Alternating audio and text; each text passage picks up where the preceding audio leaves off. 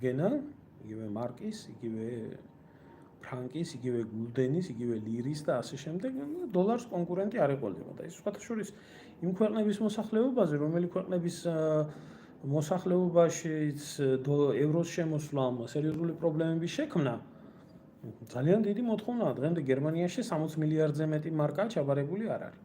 მოკლედ ამ ხრივაც ამერიკელებისთვის ევროკავშირის სკუდომა ევროს სკუდომას ნიშნავს, რომელიც მოიცილებს დოლარის კონკურენტს.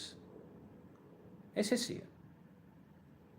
თუ ვინმეს არ უნდა ეს ყველაფერი დაიჯეროს და გონია რომ ეს პიდარასტული ლიბერასტული იდეოლოგია არის პირველ ადგილზე და ღირებულებები შეხედოს დღევანდელ მოვლენებს და ესე იქნება. ახლა ამას გრძნობენ ევროპაში, გაერთიანება, რომელიც ერთს წარმოიდგენდა იმას, რომ მსგავსი რაღაცეები მოხდებოდა და იყო მთლიანად უარი თქვა პრაქტიკულად ევროპამ იმ ტრადიციული შეიარაღებული ძალების ყველაზე, რომელიც ცივი ომის პერიოდში არსებობდა, წინა ლაივებში ვისაც გაინტერესებდათ, გითხარით, ევროპის ქვეყნებში ერთადერთი ქვეყანა პრინციპში, ერთ-ერთი კი არა, ერთადერთი ქვეყანა, რომელიც არის მილიტარიზებული, ეს არის პოლონეთი, დანარჩენი გერმანია, საფრანგეთი, საფრანგეთს ცალკე მნიშვნელობა აქვს, იმიტომ რომ საფრანგეთი ევროკავშირის ერთადერთი წევრი ქვეყანაა, რომელსაც საკუთარი ბირთვული იარაღი გააჩნია. თუმცა ის კლასიკური სისტემა შეიარაღებული ძალების არ გააჩნდათ, არ ხარჯავდნენ ისინი ფულს შეიარაღებაზე, ამიტომ ამერიკელებმა გამოუცხადეს, რომ ჩვენ თქვენი უსაფრთხოების დოტაციას ვერასდროს ამდენი ხანი ჩვენ ვერ შევძლებთ და არ გვინდა და არ გვაინტერესებს უკვე ეს ყველაფერი.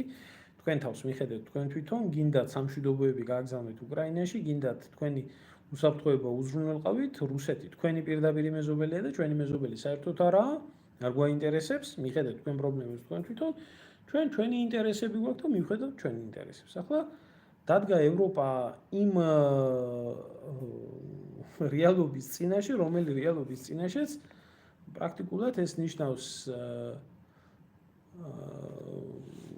იმას, რომ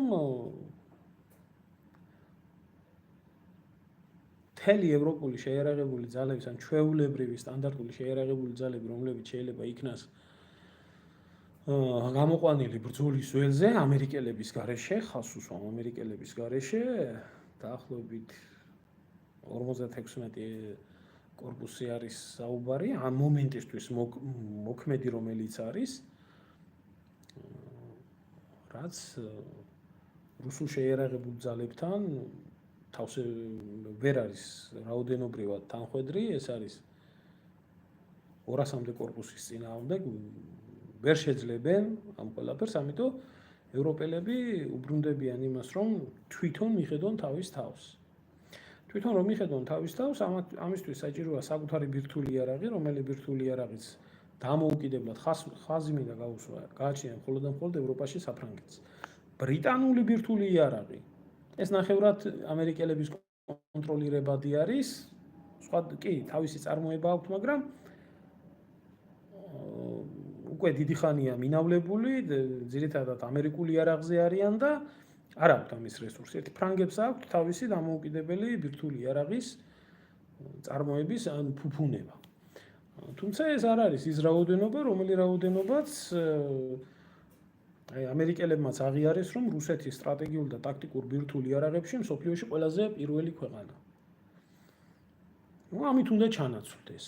ახლა გაიგეს, რომ შესაქმნელია და აღსადგენი არის სატანკო არმადები, ავიაცია ხელახლა არის, არტილერიო ჭურვები და ევროპა იწყებს ახლა აღდგენას, მაგრამ თუ კი ნატო სამხედრო ბლოკი დაიშლება, რომელზეც უკვე სერიოზული აზრი არის, რა შეიძლება აქ შეიქმნას.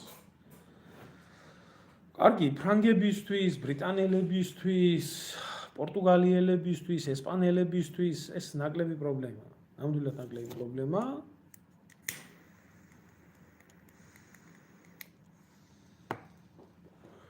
მაგრამ